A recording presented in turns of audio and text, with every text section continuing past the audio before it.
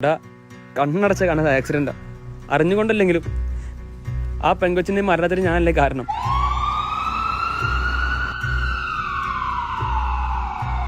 ഒരേ ഒരു തവണ പെങ്കൊച്ചിനെ കാണാൻ പറ്റിയിരുന്നെങ്കിൽ കണ്ട് സോറി പറയായിരുന്നു.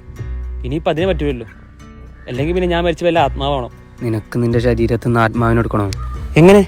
നീ തനിച്ചൊരു മുറിയിൽ കണ്ണുകളടച്ച് ഏകാന്തതയോടുകൂടി കിടക്കുക. ഇപ്പൊ നിന്റെ മുന്നിൽ ഒരു കയറ് തൂങ്ങി കിടക്കുന്നതായി സങ്കല്പിക്കുക.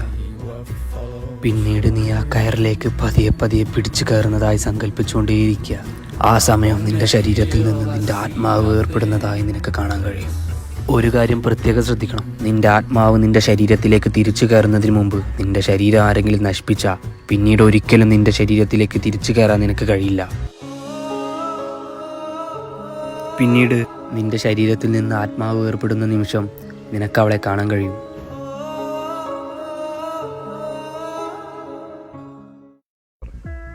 എടാ, ഒരു ജീവനില്ലല്ലോ. നമ്മളിവിടെ വന്നതിന് എന്തെങ്കിലും തെളിവ് ബാക്കിയുണ്ടാവും.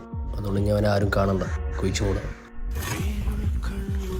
നിന്റെ ആത്മാവ് നിന്റെ ശരീരത്തിലേക്ക് തിരിച്ചു കയറുന്നതിന് മുമ്പ് നിന്റെ ശരീരം ആരെങ്കിലും നശിപ്പിച്ചാൽ പിന്നീട് ഒരിക്കലും നിന്റെ ശരീരത്തിലേക്ക് തിരിച്ചു കയറാൻ നിനക്ക് കഴിയില്ല.